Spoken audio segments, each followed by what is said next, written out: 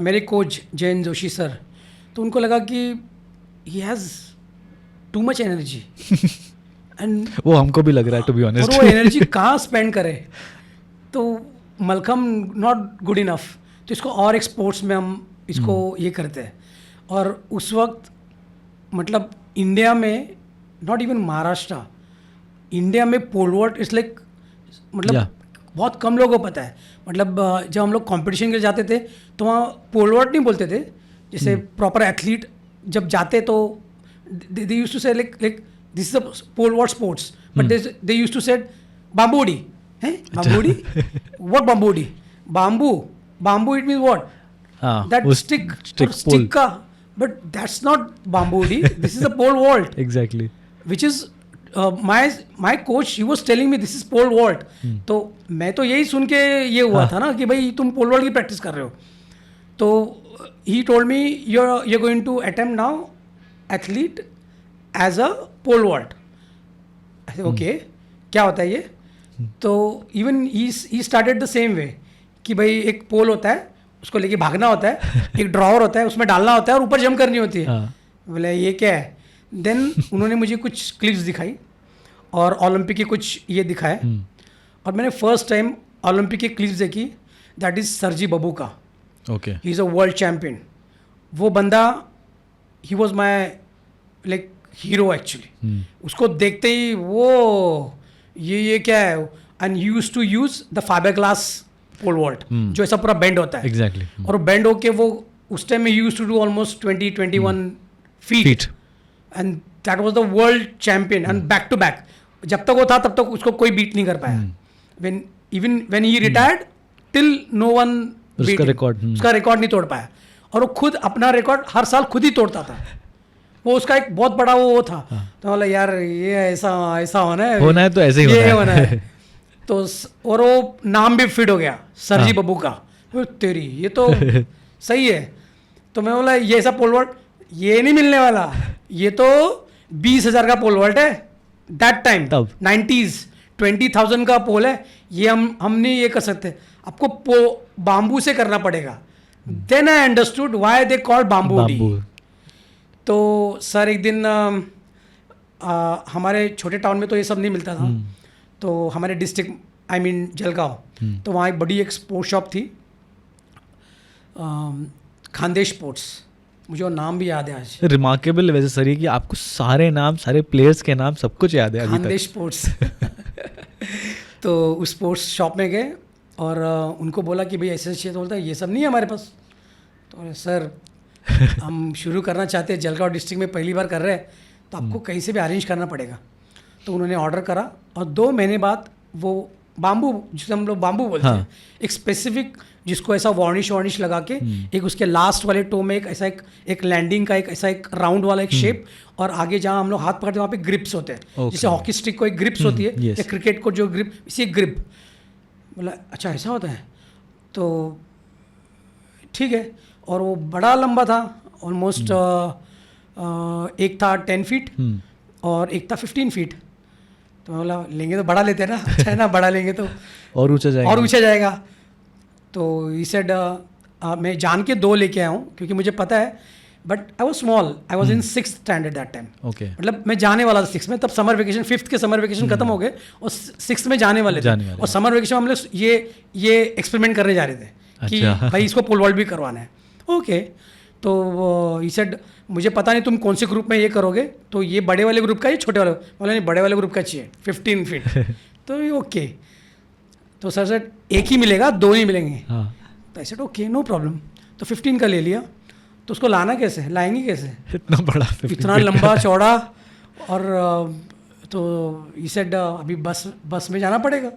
तो वही जुगाड़ू, फिर इससे वो टाई करने के लिए कुछ ले लो, इससे टाई करने के लिए रस्सी ले लो, और उसको हमने एसटी बस में बाहर की तरफ उसको बांध के उसको वहाँ से हमारे स्मॉल टाउन लेके आए। मैं बोला ले तो आए, कंपटीशन खेलने कैसे ले जाएंगे इसको? कंपटीशन तो नासिक होगी, पूना होगी, नागपुर होगी, चंद्रपुर होगी, कहीं पे भी होगी, या बाहर स्टेट में भी होगी, इसको ले कैसे जाएंगे? और अपना पोल वॉल्ट खुद लेके जाना पड़ता था। अच्छा, दैट्स द बिगेस्ट चैलेंज। कोई तुम्हारे साथ तुम्हारा पोल वॉल्ट शेयर नहीं करेगा। Okay that was the first year जब शुरू, चलो एनीवेज मैं बोला अभी यहाँ, और उसी टाइम मेरा वो चालू हो गया, ये कंपटीशन में कैसे लेके जाएंगे, मलखम तो वहाँ मिलता है लेकिन ये कहाँ करेंगे। एनीवेज ये बात की बात बाद में देखते हैं, शुरू तो करते हैं। देन वी स्टार्टेड प्रैक्टिसिंग कि पोलो उठाते कैसे है, उसका एक स्टांस होता है, उसको पकड़ा जाता है, पहले राइट हैंड से पकड़ो फिर लेफ्ट हैंड से पकड़ो, इनफ उसका डिस्टेंस होना चाहिए, एक स्टेप आगे फॉरवर्ड करो, जो वीक ले गए उसको आगे फॉरवर्ड करो, राइट वाला जो स्ट्रांगेस्ट है उसको पीछे रखो, उसको लिफ्ट करो, और lift lift lift lift 100 times. उसी में वो टायरिंग, हाँ एक्चुअली वो रॉड भी हेवी होता है, 15 फीट लॉन्गर, और उसके एक एज में आप उठाते हो, इट्स अ ट्रिक, हाँ, it's not easy, it's a trick and it's a technique to how to lift. तो फिर मैंने बार मैंने सर को बोला, सर वो सीडी दे दो ना, वो सरजी बाबू का की, तो मैंने उनकी बार वो रिवाइंड करके उनकी वो क्लिप्स देखी कि वो उठाता कैसे है, खड़ा कैसे रहता है, और कैसे वो 2 स्टेप पीछे जाता है और फिर स्टार्टअप करता है, वो अरे यार तो ये तो स्प्रिंट मार रहा है, मतलब बहुत हाई स्पीड चाहिए, एक इम्पैक्ट, वो जो ड्रॉवर में जब वो रॉड अपना जो फिक्स होएगा जैसे जो अपना पोल वॉल्ट जाता है, तो वो ड्रॉवर में इतना इम्पैक्ट में जाना चाहिए कि अपने आप वो फ्लेक्सिबल होकर बेंड हो जाए और वो तुमको थ्रू आउट करे। ओके तो बोला अरे, तो स्प्रिंटिंग, अब तक तो मुझे स्टैमिना बढ़ाने के लिए मैराथन की प्रैक्टिस करवाई कि भाई तुम्हें लॉन्ग रनिंग करनी है, तो मैं बोला अभी तो स्प्रिंटिंग भी करनी पड़ेगी। फिर 100 मीटर की प्रैक्टिस शुरू हो गई, फिर 200 मीटर की भी प्रैक्टिस शुरू हो गई, फिर इसे जंपिंग है ना तो तुम हर्डल्स भी करो, तो हर्डल्स की 100 मीटर हर्डल्स की प्रैक्टिस शुरू करवाई। मैं बोला सर अब ये ज़्यादा हो रहा है यार, बच्चे की जान लोगे। आपके सर को ना एक कहते हैं ऑल इन वन, एक वो एथलीट मिल गया था। एक्चुअली मैं बोलूँ उनको एक चूहा मिल गया था और वो चूहे पे एक्सपेरिमेंट कर रहे हैं और करते जा रहे हैं, बट मुँह से चू नहीं निकल रही है, वो चूहा को कुछ नहीं बोल पा रहा बेचारा, कुछ भी करा लो, और कर भी रहा था चुप करके।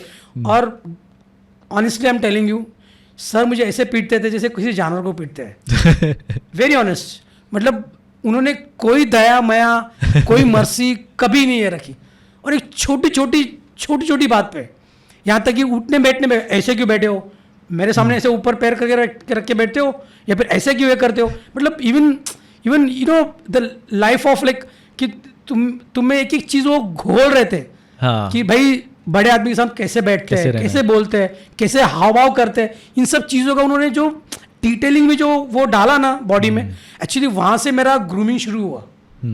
आपको पता नहीं था बट वो आपको ग्रूम कर रहे थे। इसके पहले मैं एकदम अल्लड़, बोलते हैं ना अल्लड़, किसी के सामने कुछ भी बोलती, जैसे मैं उनको ही मुंह फट मैंने बोल दिया मैं नहीं आता, चलो जाओ, मुझे ऐसा ऑर्डर नहीं देना, मुझे पसंद नहीं। तो यू नो वो एरोगेंसी जो थी ना, जो बोलते हो सेल्फ, बहुत ओवर कॉन्फिडेंस, बट उन्होंने धीरे धीरे वो मार के, पीट के, चिल्ला के, गाली दे के, वो सारा एक इसमें एक बोलते हैं ना डिसिप्लिन, या फिर एक जोन होता है कि भाई तुमने वो जोन तोड़ना नहीं है, वो जोन में रहना है। तुम उस जोन के बाहर जाओगे तो तुम्हें पीटेंगे या तुमको लगेगी या तुम्हें मिलेगी अच्छे से।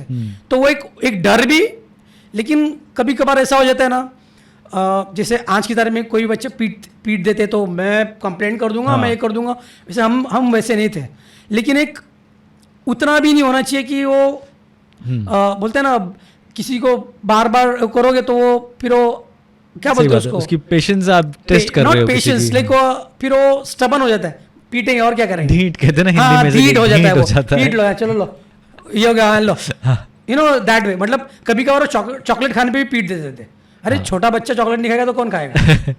लेकिन उनका क्या होगा कि नहीं इसका डाइट खराब हो रहा है, और हमको तो डाइट के बारे में पता ही नहीं था। हम जो रोजाना जो चपाती राइस जो मिलता था, जो घर में जो फूड होता था ना, राइट प्रोटीन इंटेक नहीं, कोई नहीं, मतलब मल्टीविटामिन नहीं, कुछ नहीं, बस नेचुरल बोलते हैं, नेचुरल प्रॉपर हार्डकोर नेचुरल, और सब कुछ खाना, वो गन्ना खाना है, वो ऑरेंज खाना है, मतलब घर में जो आता है, जो नॉर्मल लोग जो खाते पीते वो सब कुछ, और मीठा तो भर भर के दिवाली होगी तो भर भर के लड्डू खाने हैं, मिठाई खानी है, और मतलब पूरा ब्लो अप करना है पूरा। लेकिन इनका कैसा था, नहीं इतना ये बट वो कहाँ पॉसिबल था। ऑब्वियसली नहीं हो सकता, उस टाइम पे नहीं हो सकता। ऐसे ग्रोइंग एज जो क्रेविंग होती है, जो वो नहीं और इतनी एक्सरसाइज के बाद तो वैसे आप, और कितनी कैलोरीज बर्न होती थी, मतलब सुबह 3 घंटा, शाम को 4 घंटा, इतनी कैलोरी, तो बॉडी भी उतना ही उसको ये चाहिए रहता है। और वही हुआ एक्चुअली, जब उन्होंने मुझे पोल वॉल्ट की प्रैक्टिस के लिए, मतलब उनसे जितना उनके पास उनसे बना उन्होंने प्रैक्टिस करवाई, लेकिन एक लेवल आया वो भी थक गए, मतलब उनके बस की नहीं थी। तो उन्होंने बोला कि अब तुम्हारे समर वेकेशन आने वाले, तो मैं तुमको 1 महीने के लिए मैं तुम्हें कैंप में भेजना चाहता हूँ। अब मैं अपने लाइफ में अकेले कहीं रहा नहीं था और कभी अकेला गया भी नहीं था।